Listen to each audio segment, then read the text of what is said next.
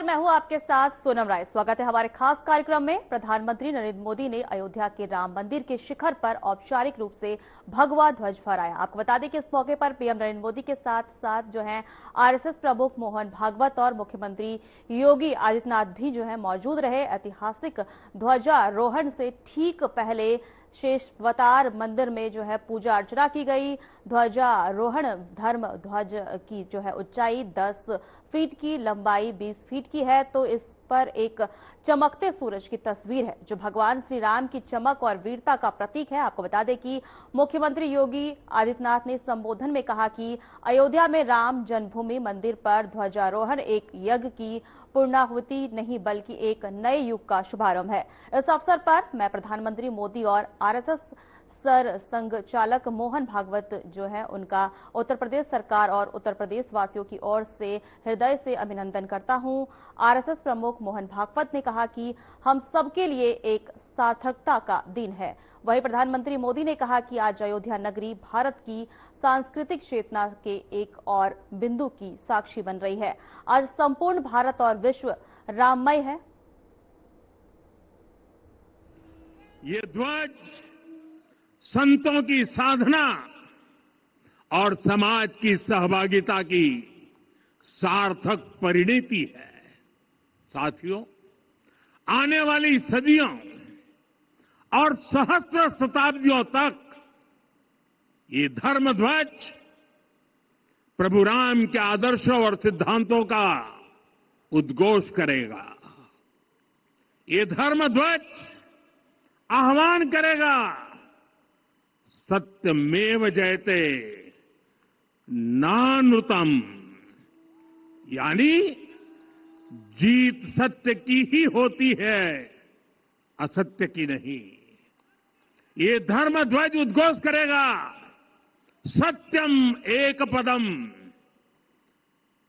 ब्रह्म सत्य धर्म प्रतिष्ठित, अर्थात सत्य ही ब्रह्म का स्वरूप है, सत्य में ही धर्म स्थापित है। ये धर्म ध्वज प्रेरणा बनेगा, प्राण जाए पर वचन न जाहि, अर्थात जो कहा जाए वही किया जाए। ये धर्म ध्वज संदेश देगा, कर्म प्रधान विश्व रची राखा, अर्थात विश्व में कर्म और कर्तव्य की प्रधानता हो। ये धर्म ध्वज कामना करेगा, बैर न विग्रह आस न त्रासा, सुखमय ताहि सदा सब आशा, यानी भेदभाव पीड़ा परेशानी से मुक्ति, समाज में शांति और सुख हो। ये धर्म ध्वज हमें संकल्पित करेगा, नहीं दरिद्र कोउ दुखी न दीना, यानी हम ऐसा समाज बनाएं जहां गरीबी न हो, कोई दुखी या लाचार न हो। साथियों, हमारे ग्रंथों में कहा गया है, आरोपितम ध्वजम दृष्ट्वा, ये अभिनंदनित धार्मिका ते अपि सर्वे प्रमुच्यते महापातक कोटि भी, यानी जो लोग किसी कारण मंदिर नहीं आ पाते और दूर से मंदिर के ध्वज को प्रणाम कर लेते हैं, उन्हें भी उतना ही पुण्य मिल जाता है।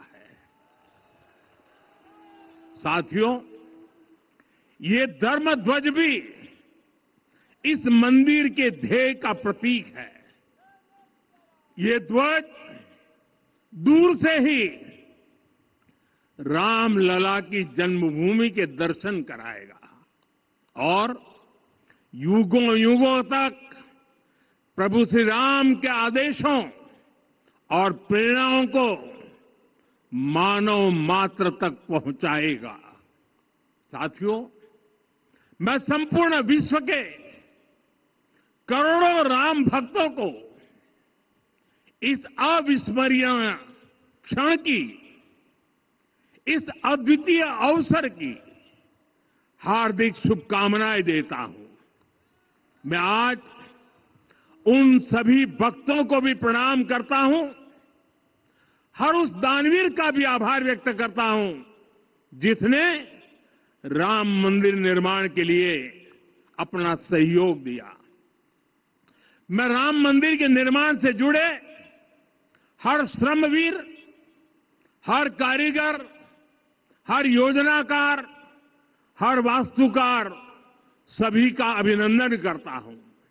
साथियों, अयोध्या वह भूमि है जहां आदर्श आचरण में बदलते हैं।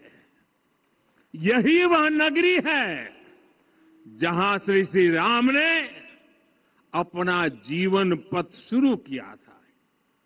इसी अयोध्या ने संसार को बताया कि एक व्यक्ति कैसे समाज की शक्ति से, उसके संस्कारों से पुरुषोत्तम बनता है। जब श्री राम अयोध्या से वनवास को गए तो वे युवराज राम थे, लेकिन जब लौटे तो मर्यादा पुरुषोत्तम बनकर के आए। और उनके मर्यादा पुरुषोत्तम बनने में महर्षि वशिष्ठ का ज्ञान, महर्षि विश्वामित्र की दीक्षा, महर्षि अगस्त्य का मार्गदर्शन, निषाद राज की मित्रता, मां शबरी की ममता, भक्त हनुमान का समर्पण, इन सब की अनगिनत ऐसे लोगों की महत्वपूर्ण भूमिका रही है।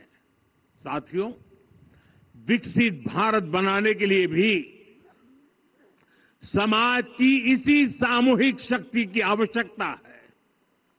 मुझे बहुत खुशी है कि राम मंदिर का दिव्य प्रांगण भारत के सामूहिक सामर्थ्य की भी चेतना स्थली बन रहा है। यहां सप्त मंदिर बने हैं। यहां माता शबरी का मंदिर बना है, जो जनजातीय समाज के प्रेम भाव और आतिथ्य परंपरा की प्रतिमूर्ति है। यहां निषाद राज का मंदिर बना है। ये उस मित्रता का साक्षी है जो साधन नहीं, साध्य को, उसकी भावना को पूजती है। यहां एक ही स्थान पर माता अहिल्या है, महर्षि वाल्मीकि है, महर्षि वशिष्ठ है, महर्षि विश्वामित्र है, महर्षि अगस्त्य है और संत तुलसीदास है। अपने प्राण देकर की इस ऐतिहासिक अवसर पर भारत सरकार ने श्री गुरु तेग बहादुर जी के चरणों में एक स्मृति डाक टिकट और विशेष सिक्का भी समर्पित करने का सौभाग्य पाया है। मेरा कामना है हमारी सरकार गुरु परंपरा की इसी तरह निरंतर सेवा करती रहे। साथियों, कुरुक्षेत्र की यह पवित्र भूमि सिख परंपरा का एक महत्वपूर्ण केंद्र है। इस भूमि का सौभाग्य देखिए, सिख परंपरा के लगभग सभी गुरु अपनी पावन यात्रा के दौरान यहां आए।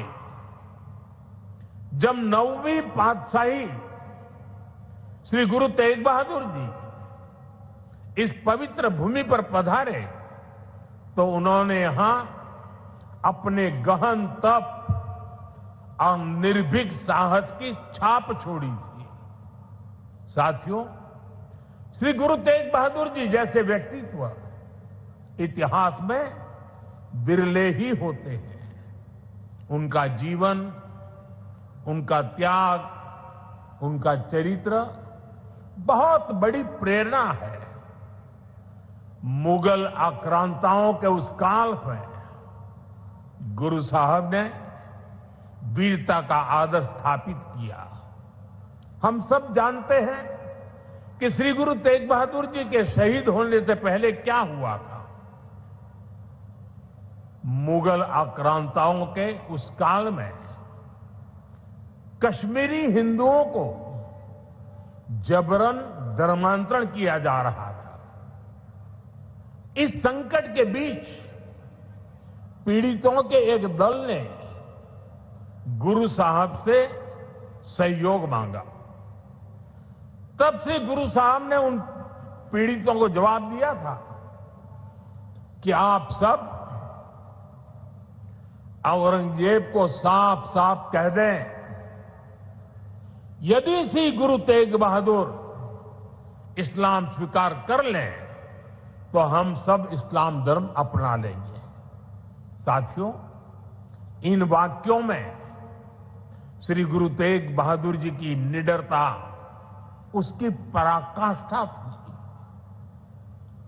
के बारे में भी सोचना है, क्योंकि हम जब नहीं थे ये देश तब भी था, जब हम नहीं रहेंगे ये देश तब भी रहेगा। देश के सम्माननीय यशस्वी और जयस्वी प्रधानमंत्री जी आदरणीय नरेंद्र जी मोदी, हमारे उत्तर प्रदेश के सम्माननीय मुख्यमंत्री जी श्रीमान योगी जी, राज्यपाल महोदया,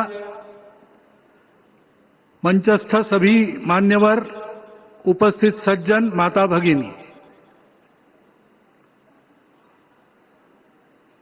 आज हम सबके लिए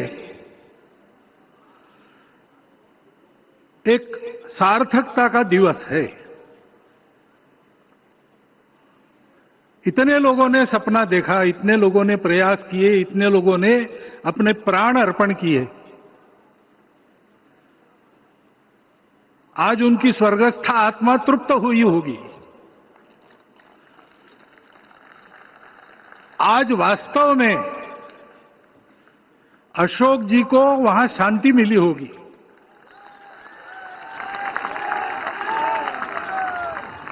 महंत रामचंद्र दास जी महाराज, श्रीमान डालमिया जी, कितने संत, कितने गृहस्थ, कितने विद्यार्थी, उन्होंने अपना प्राणार्पण किया, अपना पसीना बहाया। जो पीछे रहे वो भी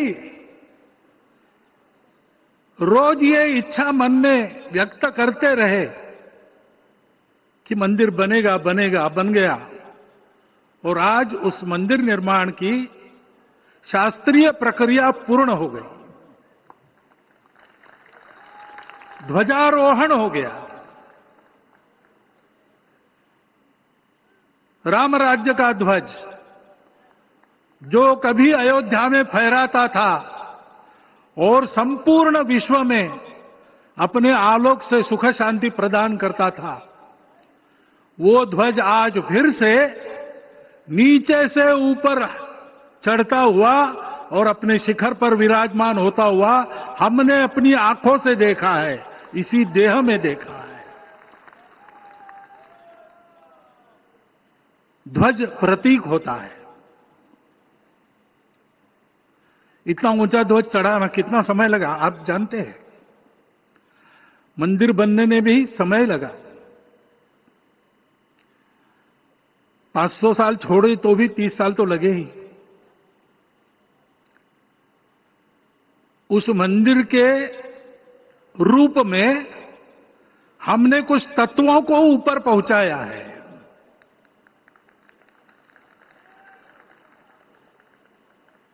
सारा विश्व जिससे ठीक चलेगा,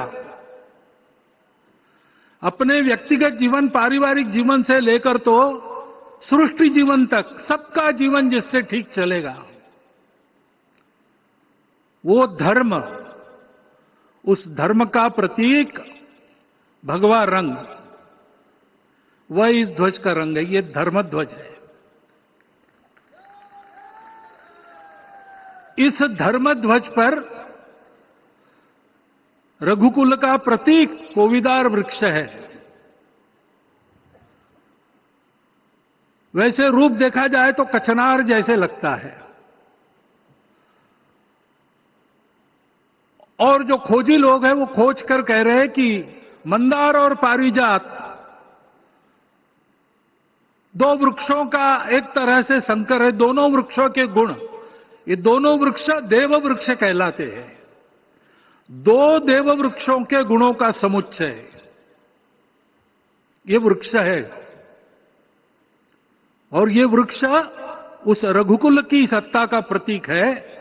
वो सत्ता वृक्ष से व्यक्त होती है, जिसके बारे में कहा गया, छायाम अन्यस्य कुर्वन्ति तिष्ठन्ति स्वयं आतपे। सबके लिए छाया देते हैं, स्वयं धूप में खड़े रहकर।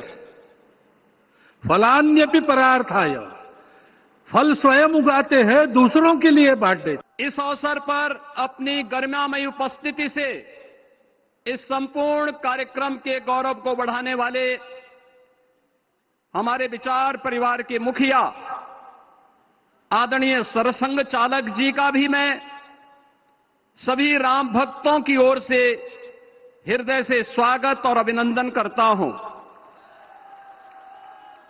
प्रदेश की माननीय राज्यपाल आदरणीय श्रीमती आनंदीबेन पटेल जी, श्री राम जन्मभूमि तीर्थ क्षेत्र न्यास के अध्यक्ष पूज्य महंत नृत्य गोपाल दास जी महाराज, कोषाध्यक्ष श्री राम जन्मभूमि तीर्थ क्षेत्र न्यास पूज्य स्वामी गोविंद देव गिरी जी महाराज, अन्य सभी पूज्य संतों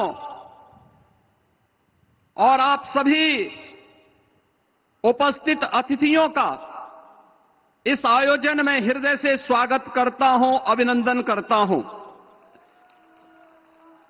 बहनों और भाइयों, प्रभु श्री राम का यह भव्य मंदिर 140 करोड़ भारतीयों की आस्था, सम्मान और आत्म गौरव का प्रतीक है। इस भव्य मंदिर के निर्माण में योगदान देने वाले उन सभी कर्मयोगियों का भी मैं हृदय से अभिनंदन करता हूं। आज का यह पावन दिन उन पूज्य संतों, योद्धाओं, श्री राम भक्तों की अखंड साधना, संघर्ष को समर्पित है, जिन्होंने इस पूरे आंदोलन और संघर्ष के लिए अपना जीवन समर्पित किया। विवाह पंचमी का यह दिव्य संयोग इस उत्सव को और भी पावन बना रहा है। ध्वजारोहण उस सत्य का उद्घोष है कि धर्म का प्रकाश अमर है और राम राज्य के मूल्य कालजयी हैं। आदरणीय प्रधानमंत्री जी, 2014 में जब आपने भारत का नेतृत्व संभाला था, उसी दिन कोटि कोटि भारतवासियों के मन में, उनके हृदय में यह संभावना, यह संकल्प और विश्वास का सूर्योदय हुआ। आज वही विश्वास, वही तपस्या, वही अनगिनत पीढ़ियों की प्रतीक्षा आपके कर कमलों के माध्यम से साकार रूप से पूरे भारतवासियों और सभी सनातन धर्मावलंबियों के समक्ष आज इस भव्य राम मंदिर के रूप में है। श्री राम मंदिर पर फहराता यह केसरिया ध्वज धर्म का प्रतीक है, मर्यादा का प्रतीक है, सत्य, न्याय और राष्ट्र धर्म का भी प्रतीक है। यह विकसित भारत की संकल्पना का प्रतीक भी है, क्योंकि संकल्प का कोई विकल्प नहीं। और पिछले 11 वर्ष में बदलते हुए भारत को हम सब ने अपनी आंखों से देखा है। एक नया भारत का दर्शन हम कर रहे हैं, जहां पे विरासत और विकास का एक बेहतर समन्वय इसे एक नई ऊंचाई की ओर प्रदान कर रहा है। तो नहीं दरिद्र कोहु दुखी न दीना, नहीं कोहु अबुद न लक्षण हीना। 80 करोड़ लोगों को राशन की सुविधा का लाभ, 50 करोड़ लोगों को निःशुल्क स्वास्थ्य की सुविधा का लाभ, हर गरीब के पास जरूरतमंद को एक आवास की सुविधा, हर व्यक्ति को बिना भेदभाव के शासन की सभी प्रकार की सुविधाओं का, यह राम राज्य की उस उद्घोषणा का जिसका आधार विकसित भारत है, यह उसी का संकल्प है। बहनों और भाइयों, पिछले 500 वर्षों में साम्राज्य बदले, पीढ़ियां बदली, किंतु आस्था अडिग रही, अचल रही। आस्था न झुकी और न रुकी। जन जन को विश्वास अटल था। और जब राष्ट्रीय स्वयंसेवक संघ जैसे यशस्वी संगठन के हाथों में कमान आई, तो हर एक मुंह से बिना किसी परवाह करके एक ही उद्घोष निकलता था कि रामलला हम आएंगे, मंदिर वहीं, लाठी गोली खाएंगे, मंदिर वहीं। और एक समय था जब ये वैभवशाली अयोध्या संघर्षों, अराजकता, बदहाली का शिकार बन चुका था। लेकिन आदरणीय प्रधानमंत्री जी के मार्गदर्शन और नेतृत्व में आज अयोध्या उत्सवों की एक वैश्विक राजधानी बन रही है। यहां हर दिन एक पर्व है, हर दान एक प्रताप है, और हर दिशा में राम राज्य की पुनर्स्थापना का दिव्य अनुभूति हो रही है। आज श्री राम लला की ये पावन नगरी आस्था और आधुनिकता की, आस्था एवं अर्थव्यवस्था के एक नए युग में प्रवेश कर चुकी है। बेहतर कनेक्टिविटी है। यहां पर धर्मपथ, रामपथ, भक्तिपथ, पंचकोसी और 14 कोसी परिक्रमा के साथ साथ 84 कोसी की परिक्रमा श्रद्धालु और भक्तों को एक नए मार्ग और आस्था को एक नया सम्मान प्रदान कर रही है। महर्षि वाल्मीकि के नाम पर स्थापित अंतर्राष्ट्रीय एयरपोर्ट अंतर्राष्ट्रीय और राष्ट्रीय स्तर पर उस कनेक्टिविटी को बेहतर सुविधा उपलब्ध करवा रही है। हर प्रकार की सुविधा आज अयोध्या धाम में इसे आस्था और आधुनिकता के साथ ही आस्था और अर्थव्यवस्था के एक नए केंद्र के रूप में और देश की पहली सोलर सिटी के रूप में भी, इसे सस्टेनेबल स्मार्ट सिटी के रूप में इस नई अयोध्या का दर्शन आदरणीय प्रधानमंत्री जी के मार्गदर्शन में आज हम सबको देखने को मिल रहा है।